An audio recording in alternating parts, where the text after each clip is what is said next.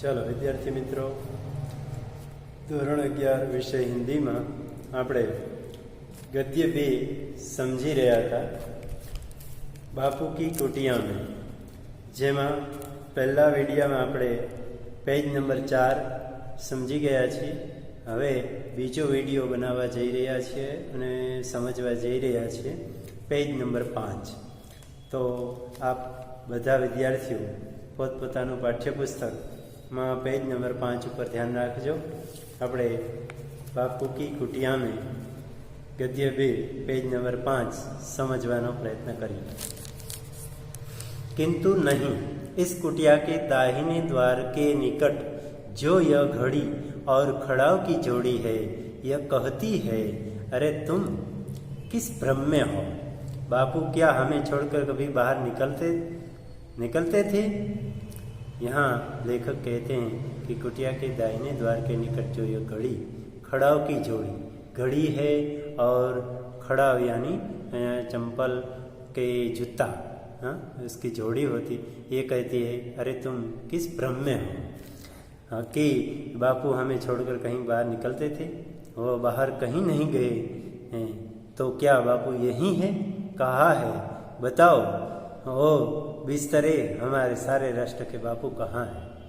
यहाँ लेखक कह रहे हैं कि बापू कहाँ है, बताओ. ओ बिस्तरे को भी कहते हैं हमारे सारे राष्ट्र, हमारे सारे भारत राष्ट्र का बापू कहाँ है.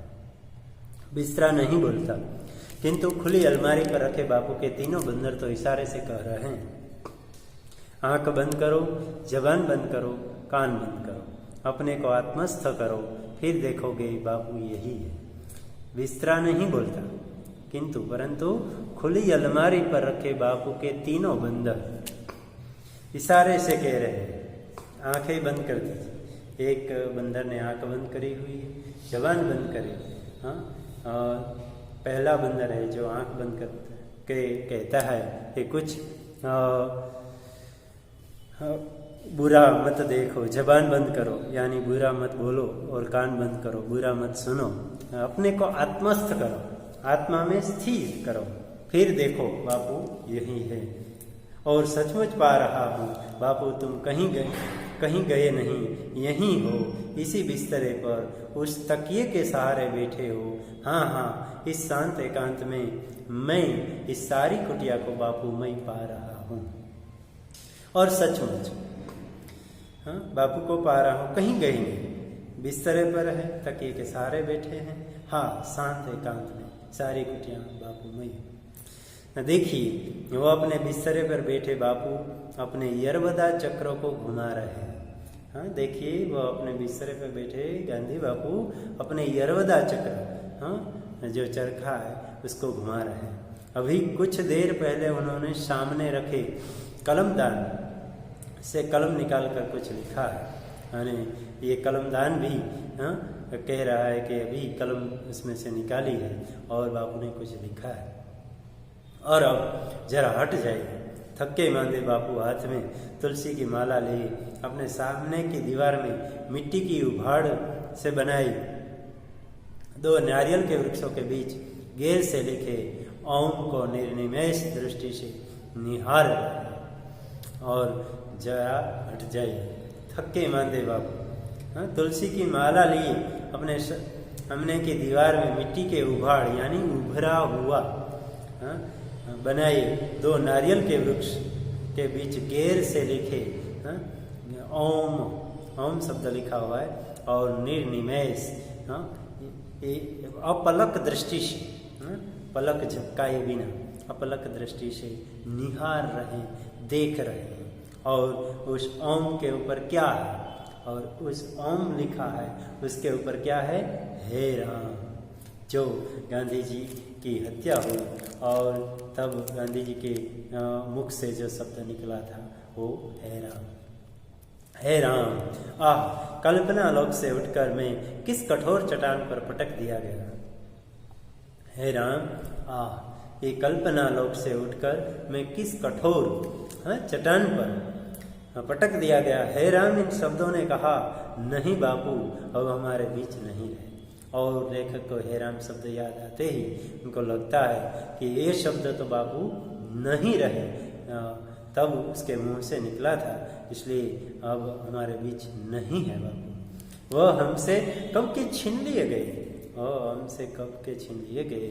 उस दिन जब गोलियों के 3 भयानक धड़ाकों के बीच दुनिया ने अंतिम बार उनके मुख से हे राम सुना था। जब गोलियां के 3 भयानक धड़ाके हुए और दुनिया ने अंतिम बार गांधी बापू के मुख से हे राम सुना था। जन्म जन्म की मुनि जतन कराही, अंतरा कहीं आवत नाही। जन्म जन्म के मुनि जतन कराए, मुनि जतन करके अंतराम कहीं आवत नाही, अने अंते राम कहीं आवे नहीं। उस दिन संसार ने पाया था ऋषियों की परंपरा टूटी नहीं। अरे उस दिन दुनिया ने देखा था, पाया था, प्राप्त किया था कि ऋषियों की परंपरा टूटी नहीं। ऋषियों की परंपरा वर्षों से चली आ रही है, बल्कि उसमें नई ज्योति की एक नई कड़ी जुड़ गई। गांधी बापू का अवसान हुआ तब एक संसार ने देखा कि ऋषियों की परंपरा में एक नए ऋषि जुड़ गए हैं। काश यह ज्ञान उस अज्ञानी को हो पाता, काश यह ज्ञान जो गोली मारने वाला था उस अज्ञानी को हो पाता, जिसने हिंदुत्व के नाम पर इतना बड़ा अनर्थ किया, जिसने हिंदुत्व के नाम पर इतना बड़ा अनिष्ट किया, अनर्थ यानी अनिष्ट किया। किंतु बापू अमर है, अपने दिव्य रूप में वह सिर्फ यहाँ ही विद्यमान नहीं है, यत्र तत्र सर्वत्र उनकी सत्ता और महत्ता व्याप्त है। अपने दिव्य रूप में वे सिर्फ यहाँ ही विद्यमान नहीं, ये तो यत्र तत्र सर्वत्र, और इनकी सत्ता और इसकी महत्व सब जगह व्याप्त है और तब तक व्याप्त रहेगी जब तक आकाश में चांद तारे और पृथ्वी पर उद्बीज अंडज पिंडज है। और ये महत्ता, ये गांधी बापू की सत्ता तब तक रहेगी जब तक आकाश में सूरज चांद है, चांद तारे हैं और पृथ्वी पर उद्बीज यानी वनस्पति, अंडज यानी अंडे से उत्पन्न होने वाले जीव और पिंडज यानी गर्भ से उत्पन्न होने वाले जीव है। वनस्पति है, पक्षी है और मनुष्य है। ये सब जब तक है तब तक गांधी बापू का नाम रहेगा।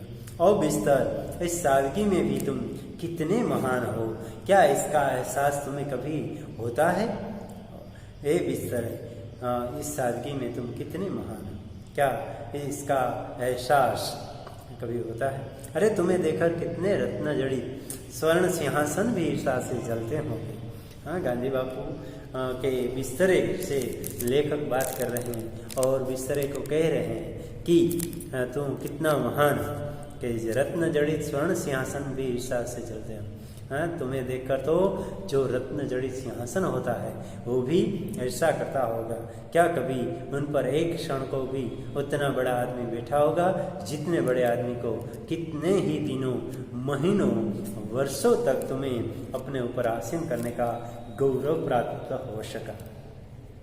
इसलिए लेखक कहते हैं कि वो रत्न जड़ित स्वर्ण सिंहासन को एक क्षण भी नहीं मिला होगा, वो आदमी, बड़ा आदमी बैठा होगा जितने बड़े आदमी को वो गद्दे पर कितने ही दिनों, महीनों, वर्षों तक तुम्हें अपने ऊपर आसीन करने का गौरव प्राप्त किया। यह गौरवशाली बिस्तर, जिसके सिराने दीवार से सटी काठ की तख्ती, जिसकी कठोरता को कम करने के लिए उतना ही बड़ा तकिया, जिसके सिरहाने दीवार से सड़ी काठ की तख्ती, जिसके सिरहाने सिर के तरफ दीवार थी और दरी वहाँ तख्ती थी और कठोरता, उस तख्ती की कठोरता को कम करने के लिए उतना ही बड़ा तकिया लगा था।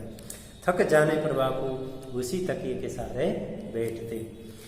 बिस्तरे के दाहिने बापू की कुछ आवश्यक वस्तुएं और बिस्तरे के दाहिनी ओर बापू की कुछ आवश्यक वस्तुएं, पत्तों का बना यह टोकरा जिसमें वे रद्दी कागज पत्रों को डाल दिया करते, और बापू की आवश्यक वस्तुएं जो पत्तों के बना यह टोकरा था जिसमें रद्दी कागज पत्रों को डाल दिया कर। आज भी उसमें कुछ ऐसे कागज पत्र है। उसी की बगल के समीप दीवार से सटा पित्तल का थुकदान और उसी की बगल के समीप नजदीक दीवार से जुड़ा हुआ सटा पित्तल का थुकदान जिसे बापू स्वयं साफ करते थे। कलमदान जिस पर अब भी उनकी लेखनी रखी है, कलमदान था जिस पर अब भी उनकी लेखनी है। ये जादू भरी लेखनी इसने अपनी नोक से न जाने कितने लोगों के प्राणों को उद्वेलित किया। ये जादू भरी लेखनी इसने अपनी नोक से न जाने कितने लोगों को प्राणों को उद्वेलित यानी प्रेरित किया। एक स्टैंड पर एक पेंसिल, फिर ये यरवदा चक्र जिसके चक्कर से सारा भारत नाचने लगा। यरवदा चक्र चरखा और उसके चक्कर से सारा भारत नाचने, ठीक उसी तरह जिस तरह कृष्ण की बंसी से गोपियां नाचने लगी थी, जिस तरह कृष्ण की बंसियों से गोपियां नाचने लगी थी, वैसे ही गांधी बाबू के चक्र से दुनिया चल रही है ऐसा लग रहा है।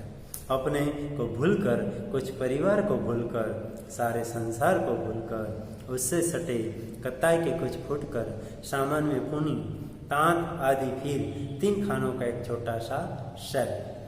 अपने को भूलकर, पूरे परिवार को भूलकर, सारे संसार को भूलकर, उससे सटे कताई के कुछ फुटकर, सामान में पुनी तांत तांतणा और फिर 3 खानों का एक छोटा सा सेल यानी कबाट। तो यहाँ तक ये वीडियो रखते हैं और इस पेज तक हम समझते हैं। थैंक्स।